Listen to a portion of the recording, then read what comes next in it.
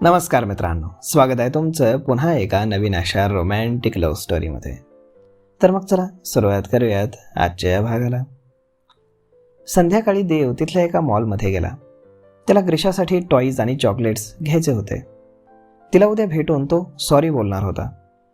तो मॉलमध्ये टॉईज सेक्शनमध्ये फिरत होता आणि योगायोगानं ग्रीशा त्याला दिसली.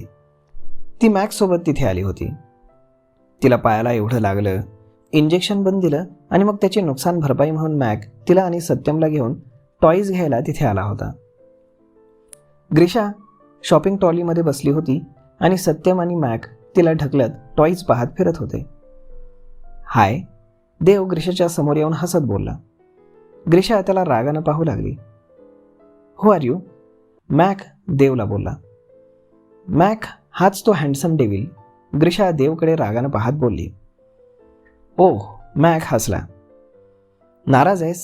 देव ग्रीशाच्या समोर गुडघ्यावर बसत बोलला. हो. ग्रीशा हाताची घडी घालून गाल फुगवून बाजूला चेहरा करत बोलली. I am sorry. तुला इंजेक्शन दिलं नसतं तर इन्फेक्शन होण्याची भीती झाली असती आणि म्हणून दिलं. देव कान पकडून बोलला. किती दुखलं मला. ती बारीक डोळे करून त्याच्याकडे पाहत बोलली. इंजेक्शन दिलं नसतं तर तुला खूप साऱ्या मेडिसिन्स घ्याव्या लागल्या असत्या आणि जखम पण 3-4 दिवस दुखली असती. 4 दिवस मेडिसिन घेऊन त्रास सहन करण्यापेक्षा एक इंजेक्शन बरं ना? देव बोलला आणि ती विचारात पडली.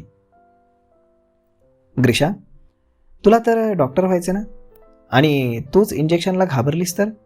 सत्यम हसत बोलला. ओह रिअली? तुला डॉक्टर व्हायचंय? देव अगदी खुश होत बोलला. येस, तिला डॉक्टर व्हायचंय. मॅक तिच्या डोक्यावरनं हात फिरवत हसत बोलला.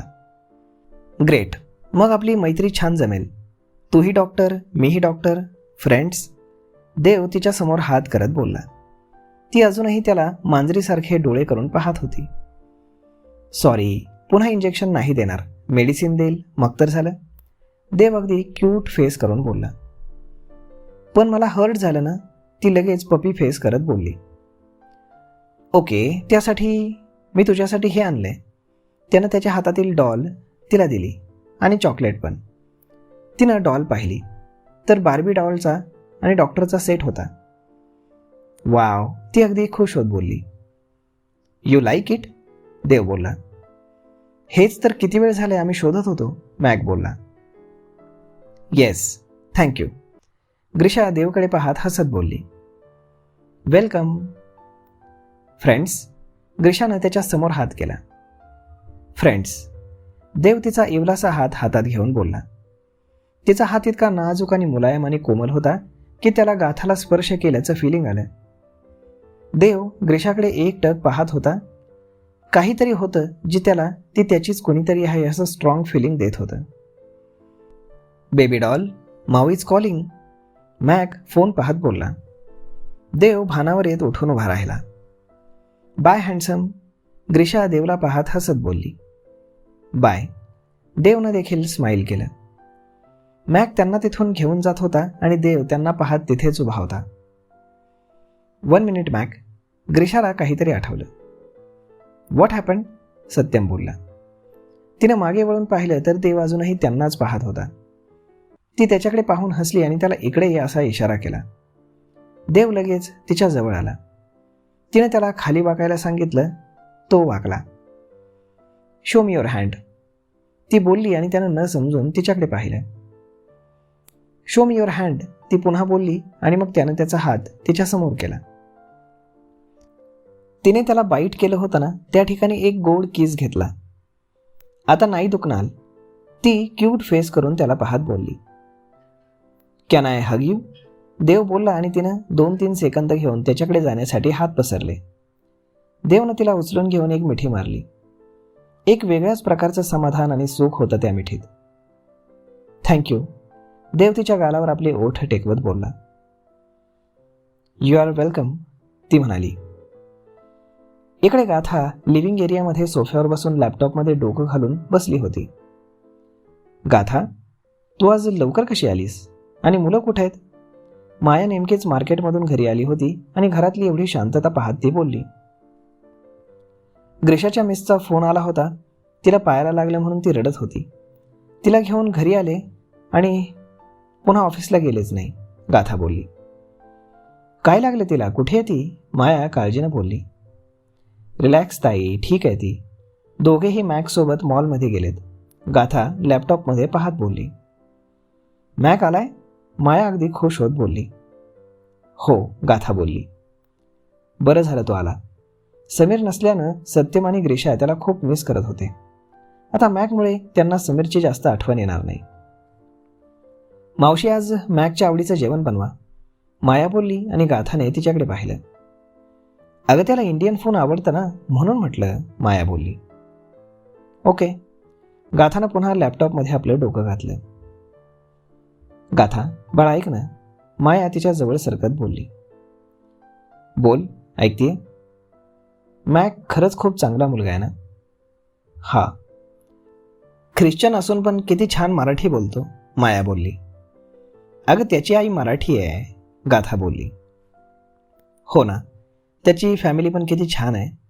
त्याला सगळं इंडियन कल्चर माहीत आहे. मुळात त्याला इंडिया आवडतो, इंडियन लोक आवडतात. तुमच्या ऑफिसमध्ये पण पहा ना, किती इंडियन एम्प्लॉईज आहेत, माया बोलली. हो ना, गाथा बोलली. गाथा, मी काय म्हणते त्याच्या प्रपोजलचा विचार. माया असं म्हणताच गाथाने थंड नजरेनं तिच्याकडे पाहिलं. अगं चांगला मुलगा आहे तो, तुला किती लाईक करतो, म्हणून, माया अडखळत बोलली. म्हणून त्याच्याशी लग्न करू, गाथा बोलली. अगं पण ताई प्लीज, मी सांगितलं ना, मला लग्न नाही करायचं, कधीच नाही, गाथा चिडत बोलली. मग काय आयुष्यभर अशीच एकटी राहणार आहेस का.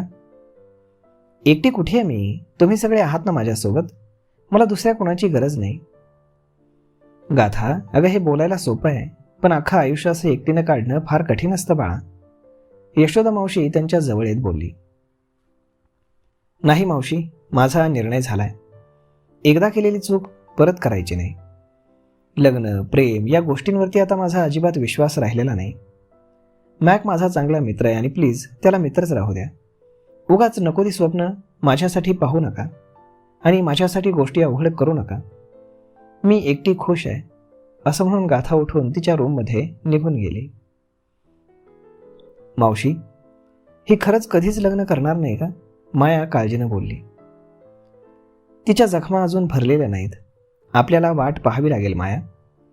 बरं आता तू नाराज होऊ नकोस, जा फ्रेश हो आणि मला स्वयंपाकात तुझी मदत हवी आहे. हो आलेच, माया तिच्या रूममध्ये गेली. देवा पांडुरंगा, माझ्या गाथाच्या जखमांना लवकर भर, तिला तिच्या वाट्याचं प्रेम सुख लवकर मिळू दे. यशोदा मावशी देवाला प्रार्थना करत बोलली आणि किचनमध्ये गेली. तर मग मित्रांनो, अशा पद्धतीनं पाहूयात आता पुढे काय घडते ते. तोपर्यंत तुम्हाला आजचा हा भाग, ही लव्ह स्टोरी कशी वाटली ते तुम्ही आम्हाला कमेंट करून नक्कीच सांगा. आणि जर आवडली असेल तर आपल्या जवळच्या मित्रमंडळींसोबत देखील हा व्हिडिओ तुम्ही शेअर करायला विसरू नका. धन्यवाद.